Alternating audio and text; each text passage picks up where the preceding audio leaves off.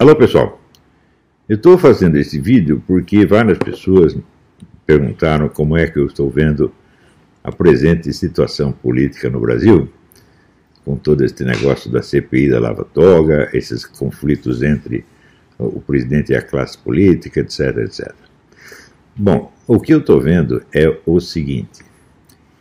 Na época do impeachment da Dilma, nós tínhamos 3 milhões de pessoas na rua, todas voltadas contra o PT e voltadas contra o esquema corrupto, contra a elite corrupta. E ali só o que faltava era uma liderança firme, capaz de utilizar esta imensa força para a derrubada do establishment corrupto. O pessoal não teve coragem de fazer isso, e em vez disso foram lá trocar tudo pela cabeça da Dilma. Foram lá para a classe política dizer, nós poupamos todos vocês se vocês nos entregarem a Dilma. Quem fez isso foi o pessoal do MBL, né? Uma situação revolucionária de você ter a massa na rua gritando e você precisa ali de um Lenin, de um George Washington, de um tipo assim, e aparece o Kim Catacoquinho. Então, foi o que deu. Ora, depois que o pessoal então recuou, entregou tudo em troca da pura cabeça da Dilma, agora querem que o Bolsonaro enfrente sozinho a luta que eles não tiveram coragem de enfrentar. Que o Bolsonaro se volte contra o STF, contra a Venezuela, contra mais isso, mais aquilo. Falei, epa, peraí, vocês querem matar o homem? Vocês botaram ele lá sem... Não tem militância bolsonarista nenhuma pronta para defendê-lo, para dar respaldo a ele. Então vocês passam a responsabilidade de uma nação inteira para um único sujeito, para ele fazer tudo isso. Isso é absolutamente impossível. Então, o que tem de fazer agora não é ficar cobrando o Bolsonaro para que ele faça isso, mais aquilo, outro. Não, você tem que se organizar para apoiá-lo, meu Deus do céu. Não é o que ele pode fazer por você, é o que você pode fazer por ele. A coisa mais urgente no Brasil é uma militância bolsonarista organizada. Note bem, eu não disse militância conservadora, nem militância liberal, nem coisa nenhuma. Eu falei militância bolsonarista. A política não é uma luta de ideias, não é uma luta entre ideias, é uma luta entre pessoas e grupos. Então você tem que saber, não o que abstratamente e genericamente você está apoiando, mas quem você está apoiando. Quem? A pessoa ou o grupo determinado. Tem que parar com esse negócio, vamos dizer, essas concepções ideológicas gerais que não levam a parte alguma. Você saber que você é conservador não quer dizer que você sabe o que você vai fazer no momento decisivo. O que você tem que saber é exatamente de que ação se trata, o que temos que fazer. Né? Então, por exemplo, outro dia estava aí o pessoal querendo forçar o Ministério da Educação a distribuir as verbas para estados e municípios, em nome do quê? De um princípio federalista. Bonito! Só que é o seguinte, estados e municípios estão na mão do PT. Então, quer dizer, a teoria está certa, mas a situação está errada. E tem sido sempre esse o erro. Por isso que eu digo, não existe uma direita no Brasil, existem direitistas soltos. Não é isso? Uma direita, para se formar, teria que ter tido décadas de debates entre intelectuais altamente preparados, né, para limpar todas essas questões preliminarmente. E quando você passa para a ação, você sabe o que está fazendo. Mas o pessoal saltou direto para a ação. Quer dizer, leu lá o mínimo que você precisa saber para não ser um idiota, e no dia seguinte está querendo agir. Não dá para fazer isso, gente. Note bem, todos os movimentos políticos do mundo se formaram assim. Eu fiz uma vez um post dizendo que esses movimentos, eles seguem, existe uma espécie de um cronograma, várias etapas que têm que ser vencidas para chegar lá. Quer dizer, a primeira etapa é da discussão entre intelectuais. Né? Os intelectuais não vão fazer nada, eles só vão ficar discutindo ideias para ver se entendem o que está acontecendo. Isso dura algumas décadas. Né? Na Rússia foi assim, na França foi assim, nos Estados Unidos foi assim. Né? E no Brasil o pessoal quer pular direto para a ação. Não tem a paciência, né, de esperar que as coisas amadureçam no seu devido tempo. E foi isso que aconteceu. Mal surge um movimento com pretensões de ser conservador, já elege um presidente do dia seguinte. Coitado do presidente, não tem a militância para sustentar, né? E já cobram dele imediatamente que ele destrua todos os inimigos. Só não dá para fazer isso, gente. Por exemplo, esse negócio da CPI, da Lava Toga, eu vou dizer para vocês, isso é uma bobagem fora do comum. Ontem mesmo saiu um post do Ailton Benedito explicando isso aí. Falou, olha, tem uma imensa jurisprudência no STF dizendo que decisões judiciais não são objeto de CPI. Ponto final. Quer dizer, quantos ministros do STF vocês vão conseguir levar para depor numa CPI? Nenhum. Quer dizer, isso não vai aguentar nada. Agora, por que o Flávio Bolsonaro não apoiou a CPI da Lava Jato? Agora ele virou um bandido, um criminoso. Né? Quer dizer, o que é isso? Quer dizer, tudo isso aí são símbolos de posições políticas, não são atitudes concretas. Né? Muito mais importante do que lavatório. Gente, claro, existe uma elite política corrupta, sem dúvida. Porém, quem foi que criou essa campanha internacional contra o Bolsonaro? Foi a elite política corrupta? Não, meu filho, foram os petistas. Petistas e pissolistas, sobretudo jornalistas. A classe jornalística é o grande inimigo do Brasil, porque ela está identificada com o Foro de São Paulo, trabalha para o Foro de São Paulo. Quem é que tem o contato com os jornalistas no mundo inteiro? Os jornalistas do Brasil. Não foi o Toffoli, não foi o Gilmar Mendes, não foi o pessoal do STF, não foi o Nhonho, né? Não foi o Santos Cruz. Não, foram os jornalistas, meu Deus do céu. Então, a coisa mais urgente desde o primeiro dia, é a CPI do Foro de São Paulo. Porque até hoje não circula informação correta sobre o Foro de São Paulo. O pessoal não tem ideia da medida do problema. Né? São tão imbecis que eles acham o seguinte, o Foro de São Paulo são só as assembleias. Então você vai lá ver aqueles velhos discutindo besteira na Assembleia e você diz, isso aí não é nada. Quando o próprio Lula já declarou duas vezes que o importante no Foro de São Paulo não são as assembleias, são os encontros discretos ou secretos entre governantes, entre grandes líderes. Isto é que importa, e é dali que saem as decisões. O próprio Lula disse isso. Ele ia lá, participava da Assembleia. O Lula nunca ligou muito para a Assembleia, embora ele fosse o presidente da Assembleia do Foro. O que importava era a conversa dele em particular com o Manuel Marulanda, com o Chaves, etc. Então, o Foro é o centro do poder latino-americano, gente. Não é o STF. Pô, vocês estão loucos. Então, vocês querem, assim, atacar uma elite que não é sequer esquerdista, é apenas corrupta. Por quê? Porque a esquerda já atacou essa elite antigamente. Ela ora ataca, ora se alia, tá certo?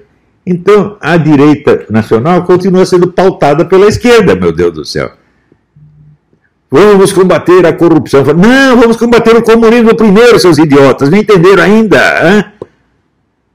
Quer dizer, o problema no Brasil não é a corrupção, é o Foro de São Paulo. É o poder esquerdista, meu Deus do céu.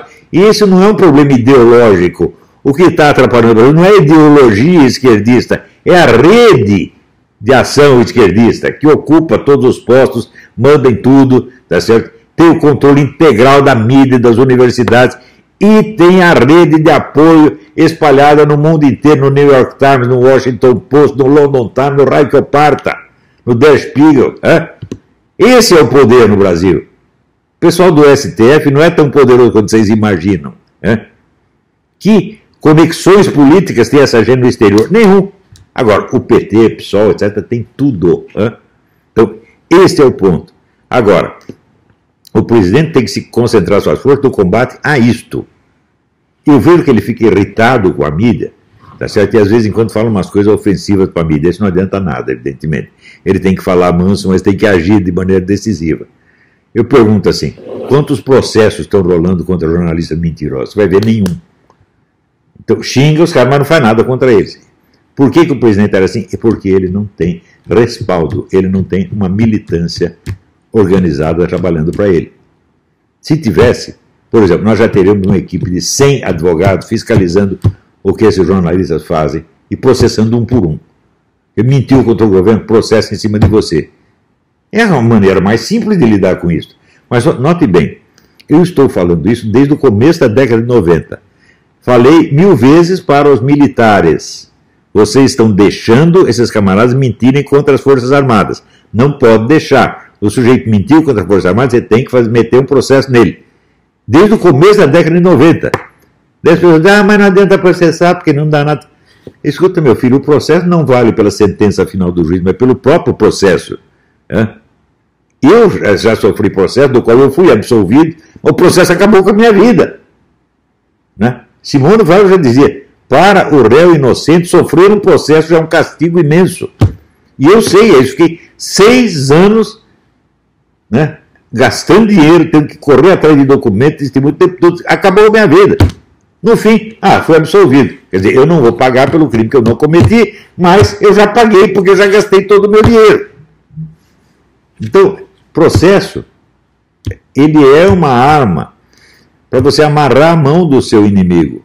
Não é para meter na cadeia. Às vezes você não consegue meter na cadeia.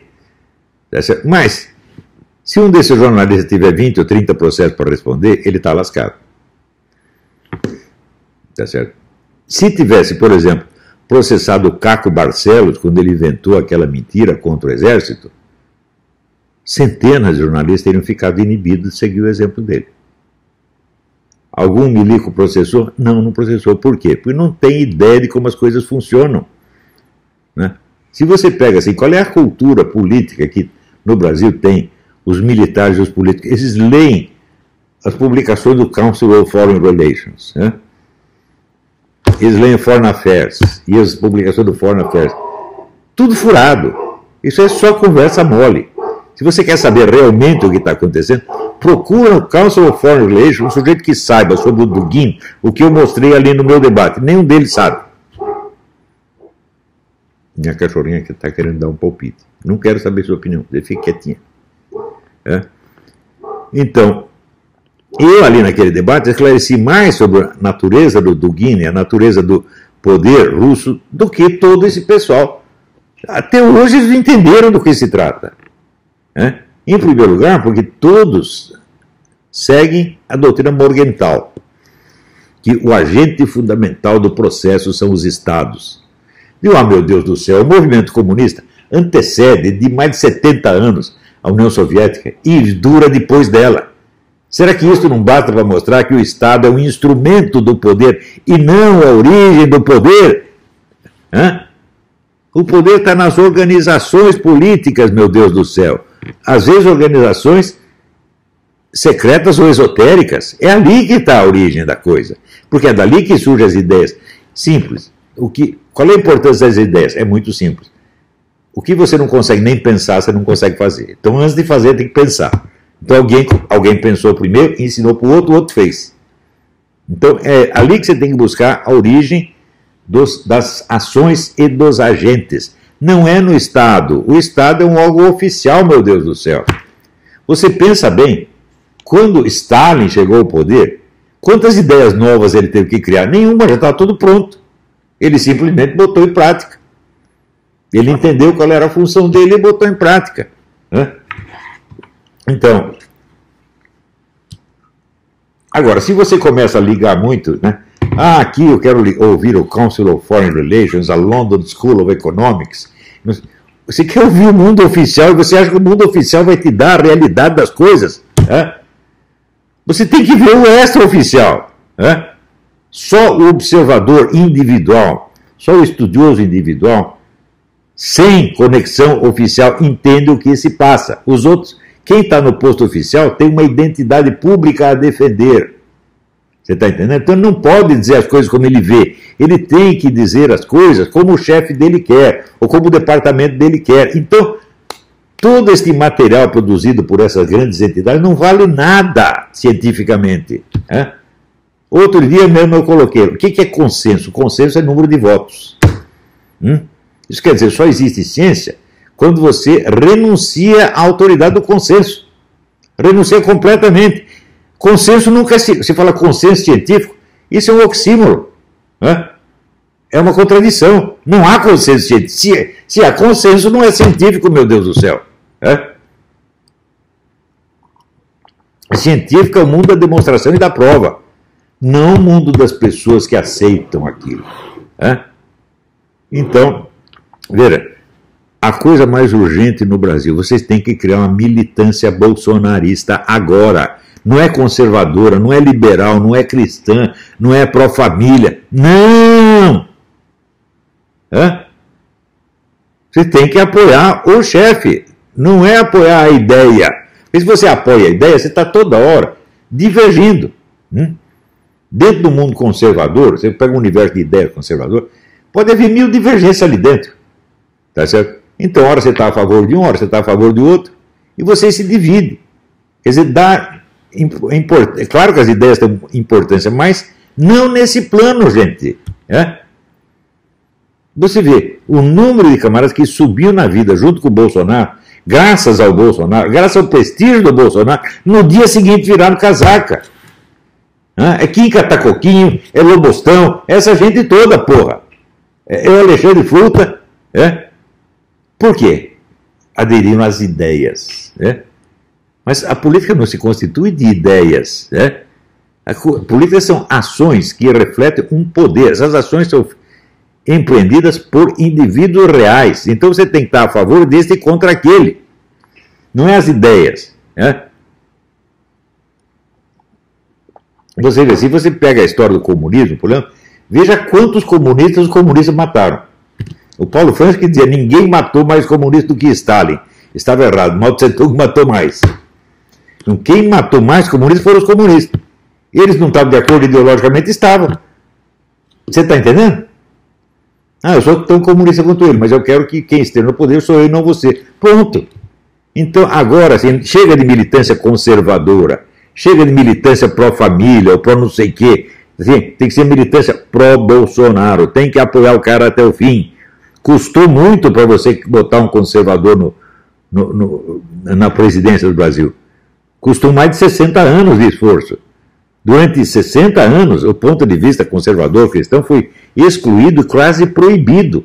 Eu desafio vocês a me mostrar uma tese universitária anticomunista que tenha sido, não digo aprovada, mas aceita para exame em qualquer universidade brasileira. Ou qualquer autor francamente anticomunista que tenha tido acesso à mídia. Não, você pode lá defender ideias liberais, mas anticomunismo você não vai fazer. Não tem anticomunismo. Você veja, um dos maiores escritores brasileiros, Gustavo Corsão, taparam a boca do Gustavo Corsão, tiraram o homem da imprensa. Não é isso? Em São Paulo, tiraram lá o Lenildo Tabosa Pessoa, tiraram o Nicolas Boer, tiraram um monte de... taparam a boca de todos os conservadores e liberais durante o regime militar, porra! Veja o poder que essa gente tem. E você ainda fica achando que o problema é o STF? Não, meu filho, o problema é a militância esquerdista que domina mídia e universidade. Esse é o problema, porque é essa gente que tem a conexão internacional. E é contra essa gente que o presidente tem que se voltar. Não na base do xingamento, que não adianta nada. Tem que agir contra as pessoas, mas ele só pode fazer isso se tiver apoio de uma militância organizada. Entenderam? Essa é a minha mensagem, gente. Fique com Deus. Tchau, tchau. Alô, pessoal. Eu estou gravando este vídeo porque no Brasil, como se sabe, é preciso explicar, depois desenhar a explicação, depois explicar o desenho e daí desenhar a explicação do desenho. Isso porque, nesse país, ninguém perde a oportunidade de ouro de não entender alguma coisa. A minha gravação de ontem, embora estivesse bastante clara, já imediatamente suscitou várias dúvidas. A Carla Pola escreveu um negócio dizendo onde já se viu, nunca esperei que tivesse de aderir a uma igreja bolsonarista onde ninguém pode divergir, né? Mais ou menos no mesmo sentido. Outras pessoas se pronunciaram, né? Até a Janaína Pascoal disse, ela anunciou há 30 anos o pessoal vem anunciando o fim do Olavo de Carvalho, e a Janaína também, né, porque ela acha também a mesma coisa. É o seguinte, gente, vocês não têm a menor ideia do que é militância, vocês não sabem, né? Você pensa militância, você pensa assim, a população fiel que segue um cara. Vocês são loucos? Isso é a massa, gente, isso não é militância. Militância é a militância que mobiliza a massa e a dirige, né? Militâncias são pessoas treinadas para dirigir o movimento de massa. Dentro da militância é que se discute, dentro da militância é que se diverge. E quando se chega à conclusão, daí todo mundo obedece. Mas primeiro é o lugar onde tem a discussão. Isso é assim, mas desde o tempo de Lenin, vocês não sabem ainda. Né? Esse pessoal não estudou nada de movimento comunista, de Lenin. Pô, dá um livro de Lenin, o pessoal lê, eles não entendem. Né? Então, gente, vocês estão dando palpite em coisas que vocês ignoram, porra. Por que não pergunta antes de sair julgando? Daí veio também o Felipe Moura Brasil, disse, o Olavo mandou criar a militância e está lá, né, o Alan dos Santos já imediatamente convocando militância. Não mandei porra nenhuma, Felipe. Quer dizer, eu estou falando que precisa constituir uma militância e você responde como se essa militância já existisse e eu fosse o chefe. E eu estou passando ordens. Eu não dei ordem para ninguém, inclusive achei errado o que o Alan fez, telefonei para ele para reclamar, mas ele não vai mudar o negócio. Ele já fez, ele fez porque quis. Eu não tenho poder de comando sobre militância nenhuma, porque a militância não existe. O Alan não é meu militante, ele é apenas um leitor meu, como você também é. Quer dizer, que besteira é essa, porra? Né? Então, todo o pessoal já disse, ele citou o Lenin, ele é leninista, ele é comunista. Mas o que há, porra? Será que eu estou sempre falando com analfabeto? Não é possível uma coisa dessa. Então, gente, eleger o presidente sem você ter uma militância para apoiá-lo, tá certo? É jogar o homem no meio dos leões para ele ser destruído. Como, de fato, durante todo este ano foi o que tem acontecido. Né? O pessoal da esquerda tem militância organizada. Militância é assim, é pessoal que se reúne toda semana. Tem textos para estudar, tem discussões, tem temas, né? E quando chega na conclusão, daí é obrigatório para todo mundo. Mas até lá se discute livremente. Não é isso? Agora, o que a Carla está entendendo como militância é uma espécie assim, são os fiéis de uma igreja. E o que besteira é essa? Quer dizer, você nunca ouviu falar de militância, você ouviu a palavra militância. Né? A Janaína também não tem ideia do que seja militância. Aliás, ela não tem ideia de nada. Né? A Janaína vive toda hora, nós não podemos fazer um imbecil coletivo da direita. Escuta, você pegar um termo e simplesmente inverter, dizer, eu não quero ser, como é que se diz, o avesso do PT. O que quer dizer isso, gente? Isso não quer dizer absolutamente nada. Isso é coisa louca, é só trocar a palavra de lugar para obter um efeito. Essa é retórica ginasiana, porra! Então, é claro que se você vai fazer uma militância, você vai ter que aprender com todas as organizações militantes que já houve no mundo. E vai ter que aprender um pouquinho cada uma delas, inclusive a militância comunista, que é o óbvio do óbvio. Porque você não conhece outra militância mais eficiente do que a militância comunista. Então você não quer aprender com ela, não quero ser parecido com ela. Então você está pedindo para apanhar dela. Outra coisa, esse negócio do STF, esse pessoal acredita, muita gente acredita que o centro do poder é o STF. O que? Isto mostra um analfabetismo político monstruoso. O STF se criou a si mesmo, ou ele foi criado pela esquerda ao longo de 40 ou 50 anos de esforços? Esse pessoal da esquerda começou a formar esses meninos do STF quando eles estavam na faculdade de Direito. E levou 40 ou 50 anos para botar eles lá. O STF é um órgão da esquerda, ele não comanda a esquerda. A esquerda o comanda. Experimenta um desses ministros contrariar ou descontentar a esquerda para ver o que acontece. Vocês não ouviram falar do Teoriza Vacas, não? Outra coisa, vocês não viram a vida do Gilmar Mendes? Gilmar Mendes era um homem da direita, era um liberal conservador. Por que ele mudou? Porque mandaram mudar. E ai dele se desobedecer. O centro de comando não está no STF. O STF é um órgão oficial. O STF é um órgão oficial. O órgão oficial, no mundo da esquerda, é a fachada. É a parte externa. Quem manda é quem está lá no fundo, porra. Você nem sabe quem é. Se você perguntar quem é o Comitê Central da esquerda, você não sabe quem é. Eu também não sei atualmente. Antigamente sabia, agora não sei mais. Tá certo? Então, é aquela frase do René Guénon, o segredo é da essência do poder. Então, quem manda no Brasil é o comando central da esquerda, meu Deus do céu. Em parte, você os identifica por ter alguns participantes do Foro de São Paulo, mas outros você nem ouve falar. É esses que nós temos que destruir, gente. São eles que põem os ministros no STF. Veja, uma militância, da militância que saem os quadros que ocupam o poder quando o partido chega ao governo. Agora, por exemplo, O Bolsonaro precisa nomear não sei quantos mil desembargadores. Ele não tem quem nomear. Só tem gente da esquerda aparecendo. Por quê? Porque não tem militância da direita. Não tem militância bolsonarista. Se tivesse, os quadros estariam prontos para ocupar os lugares. Dá para entender o que é militância? Militância não é o povão, militância não é a massa. Militância é quem dirige, são profissionais que dirigem a massa. Às vezes profissional não quer dizer que está recebendo, uns recebem, outros são outros. Em geral, a militância paga para sustentar o partido, para sustentar o movimento. Tá certo? E faz isso pensando no quê? Um dia nós chegamos ao poder e daí eu tenho um cargo lá em cima.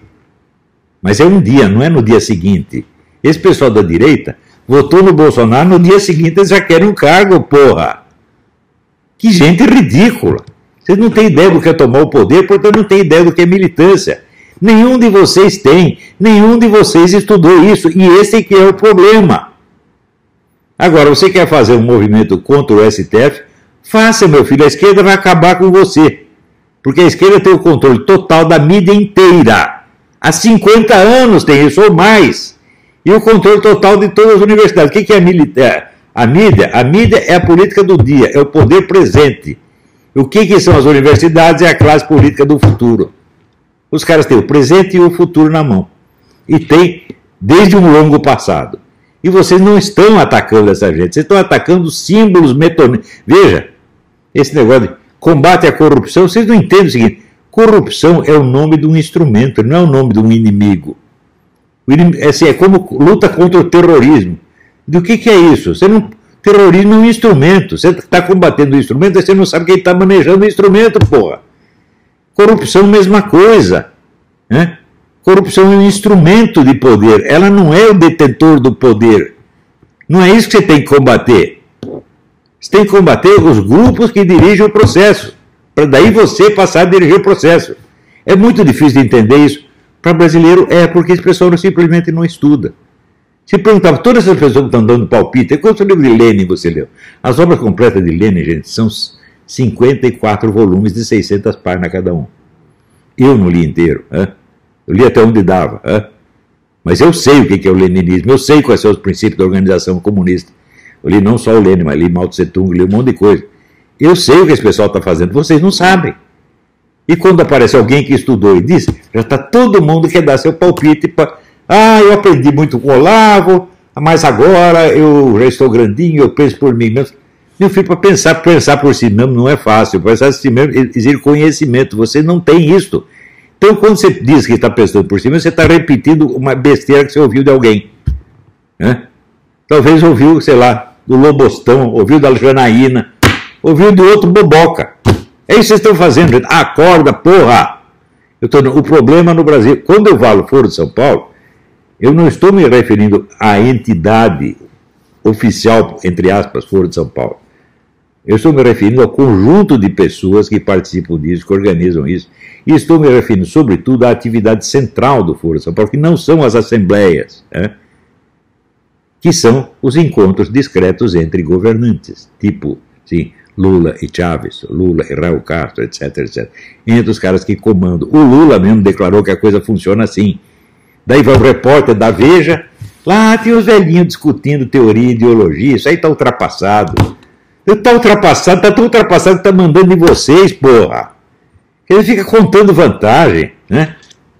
É assim, o brasileiro quando conta vantagem é aquele negócio do peidei no pau dele, tá entendendo? É coisa horrorosa, porra. Vocês têm que aprender a vencer. Outra coisa, quem venceu não foi vocês, foi o Bolsonaro. É a liderança pessoal dele que conseguiu isso. A simpatia pessoal dele, que todo o povo ama. Isto foi a única força da direita foi essa.